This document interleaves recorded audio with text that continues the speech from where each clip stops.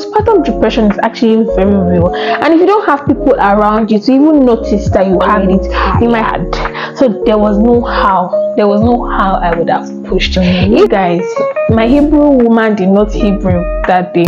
My mates were, you know, living their lives like I was being a mom.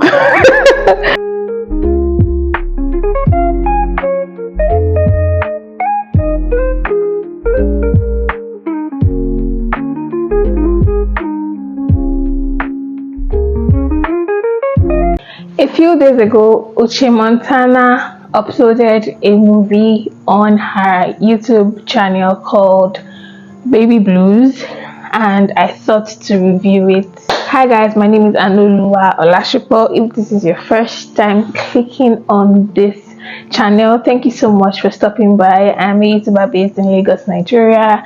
I am a mom, wife, and an event planner. So let's get straight into the video. I'd first like to say that I love this movie so much. I've never sat down to review a movie before, even anyone, talk less of setting my camera and trying to review it on YouTube. This movie was so good because I could relate. It was so relatable. The acting, everything made a lot of sense. If you haven't watched this movie, please go and watch it now, because it will only make sense to you, anything I'm saying here, if you watch the movie. Now guys, I am a CS mom. If you do not know, if you go down in this channel, you'd find out that I am a CS mom, hence why I could relate, or hence why I can relate to this movie. I want to first talk about all the actors: Frederick Leonard, Uche Montana, I've forgotten her name, the woman who acted as Frederick Leonard's mom. The movie was so good, guys. It was so real. I even shed a few tears. I loved how it looked so real, and I also loved how at the end of the movie they didn't make it look like the regular Nigerian movies, or the regular movie where there's a very happy ending. Now the movie had a happy ending, but when I mean a very happy ending, meaning that the guy just got one big mad contract and they became billionaires overnight. No, it was too real. I love the fact that Uche Montana bodied the role of the pregnancy. The 26 weeks pregnancy looked like a 26 weeks pregnancy. The 9 months pregnancy looked like a 9 months pregnancy. She handled it so well. She made it look like pregnancy is not a sickness, pregnancy is not a disease. She could work, she could do everything that she had to do.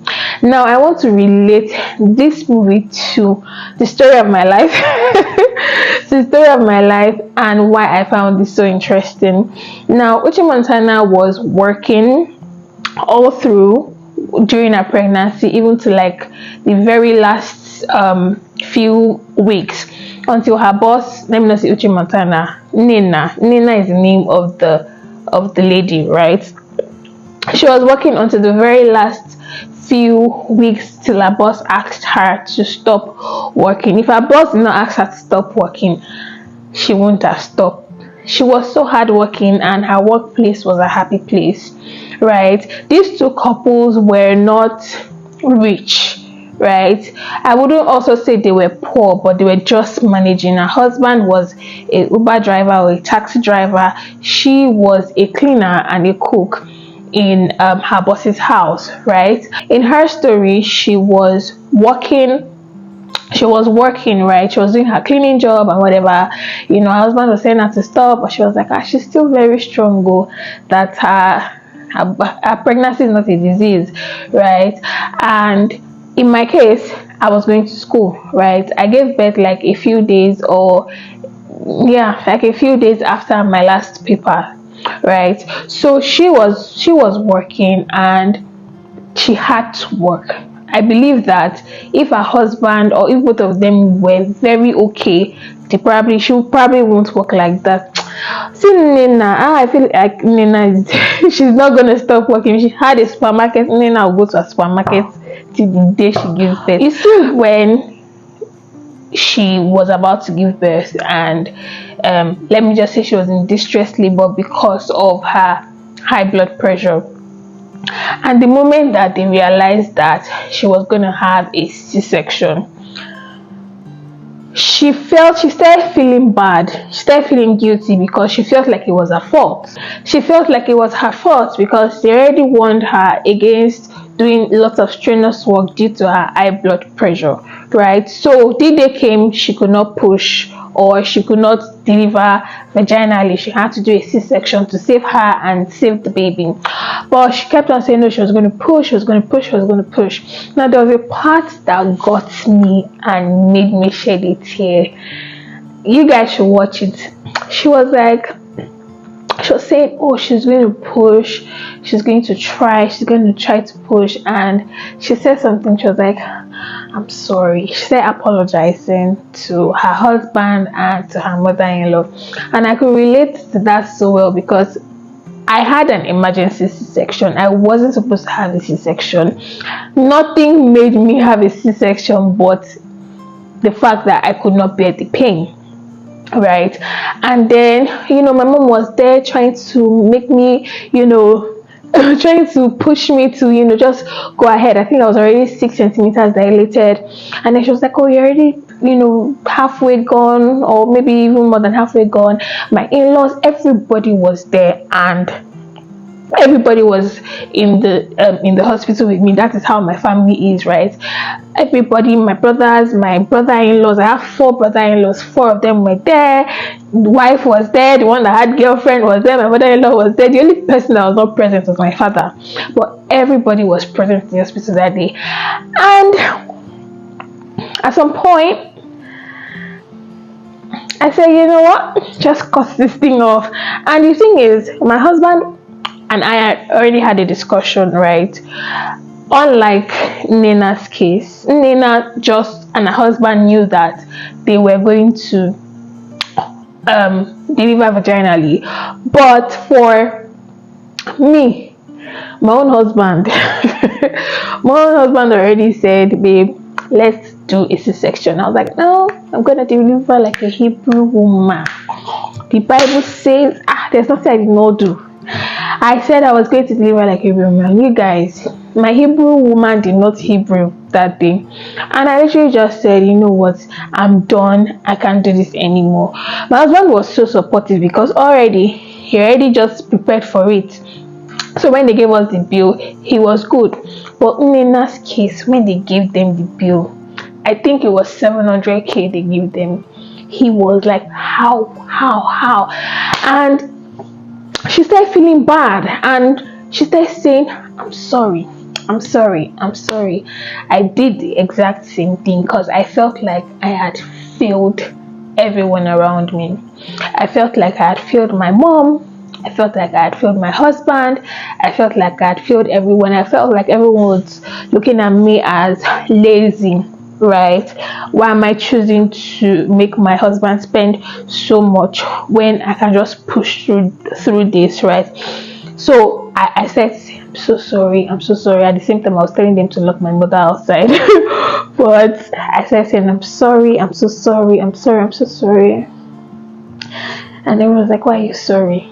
Right? So now for Nina's case, right? After the old delivery, she had postpartum depression, and coupled with her postpartum depression, she started to feel guilty because of the amount of money that her husband, by the way, very supportive man, he was so supportive. He was in debt. He wanted to pay off for the car he was using to do a taxi. He wanted to give a down payment for the car. He had to use that money. And then his mother also borrowed him some money to add to it. So she felt guilty because after them, the owner of the car started coming and started asking for, their money. So she had postpartum depression. To me, she had postpartum depression coupled with guilt, right? I felt the same guilt for a long period of time until when I was about to leave the hospital, because I was in the hospital for 5 days, and the doctor said we would have eventually had the C-section, even if I did not want it, because even the moment that I said I wanted a C-section, and they agreed and everything, when I got to the theater, my legs were shaking, meaning that I was already in distress. I was already tired, so there was no how I would have pushed. If I had pushed, there was a 90% chance that I would have had a complication. It was when I heard this, I started feeling okay. I started feeling good. I was like, oh yeah, I made the best decision for myself and for my child. So that's how I can relate that part to me. Now, for the postpartum depression, do you know that you can have postpartum depression even when you don't know you have it? You could have it and you do not know that you have it. In my own case, I had help. I had my mom, I had my brothers, I had my in-laws. The way I mentioned the whole family at the beginning of this video is the same way I had these people with me, but I still got postpartum depression. Your body is changing, your life is changing. In my case, I had school, right? I had some courses to complete, I had things to do. My mates were, living their lives, like they were living their lives. I was being a mom. I did not envision that part of my life, right? So I just felt like everything was just coming too fast, and I still got postpartum depression. I had my mom was with me for 4 months. My mom is a civil servant, right? She would go to work, but before she goes to work, she'll bathe the baby, she'll make sure I have my bath, she'll make sure that my pap is ready, everything. She'll set everything for me in the living room, right? All I have to do is to just stay there with my baby and breastfeed. So at some point, my husband would go to work. At some point, I started feeling down, and then I continued content creation. So in this movie, right, there was a part where it was like she felt like she hated her child, or her child hated her, so she didn't want to be around her baby.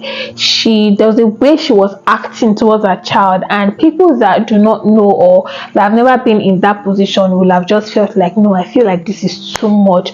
Why would you ever want to neglect your child? Postpartum depression is actually very real, and if you don't have people around you to even notice that you have it, you might be dealing with it, and it might turn to a lot of things. It might even make you commit a crime.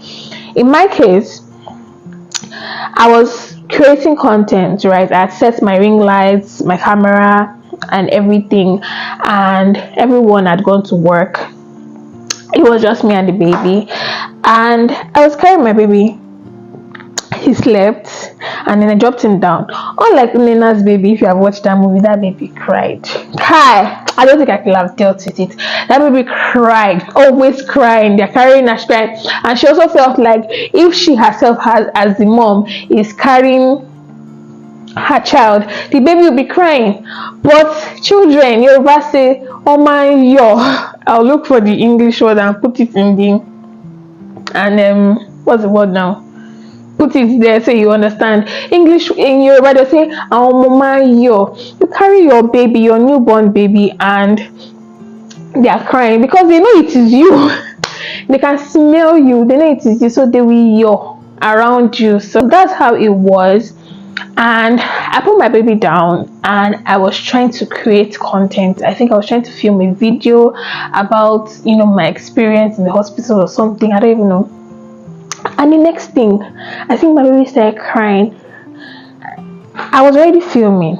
That is how I knew, because I was able to catch it on camera. And I just yelled, "What is wrong with you?" This baby was not even up to 5 weeks. I just started shouting, "What is wrong with you? What do you want from me?" I don't even remember what I said, but I knew that it was bad. And I didn't see it as anything. It was because anytime I'm making videos or anything, I always show my husband, "Oh, this is what I did today. What do you think I should do? Blah, blah, blah." And then he saw it and he was like, "Why were you shouting at the baby like that?" I didn't realize that I shouted at the baby until I watched the video again. And I knew that something was up, right? So, why am I saying this? Or why am I sharing this story?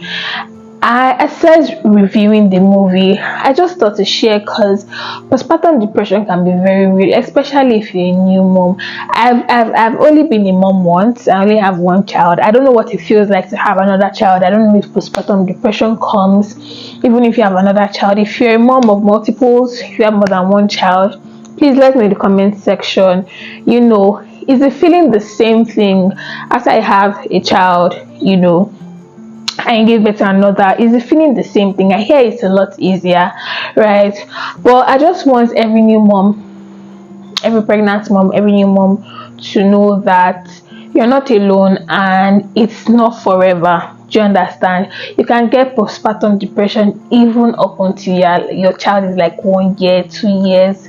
So I hear. So what would I say you should do? I don't know so much, but I'd say you should get help. Get help around the house. I cannot overemphasize on telling you to get help around the house. Get people to help you. Get a housemaid. If you can afford it, get somebody to carry your child. If you are going through a lot, right? Get help. Get people to help you. I had help. My mom was with me for 4 months. My nanny came at 5 months. So I had help all through, and I still got postpartum depression. Or never feel ashamed to ask for help as well. It doesn't take the role of motherhood away from your life if you're asking for help, right? Some people have 2, 3, 4 nannies. They are still moms. They still want the best for their kids. And also to every woman here that is about to have a baby, right? Everybody wants to have their child vaginally. However, CS is not a death sentence. Some people say, hey, anything that concerns surgery, anything that concerns cutting my stomach, anything that concerns me going on at the knife, it's not a death sentence, and it doesn't stop you from being a mommy. It doesn't stop you from being a mother. It doesn't stop. I felt like I wasn't going to feel that connection. You know how these Yoruba mothers say, don't make me more dejele if it's me that poured blood on you, right? I cannot use that word for my child, but my blood actually poured on him when they were bringing him out, right? They cut 7 layers of my stomach when they were bringing him out. It's not the easy way out. In fact, I think it is harder, but this is not the time for a debate, right? So this is just me encouraging CS moms out there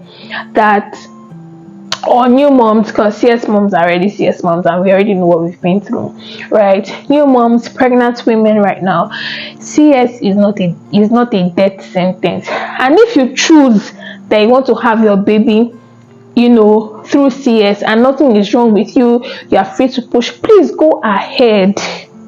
It's not a death sentence. Whatever decision you make, just know that you're making this decision for you and for your unborn baby. So I don't even know if I reviewed this movie at all. I don't even know if I reviewed this movie at all because I love the movie so much.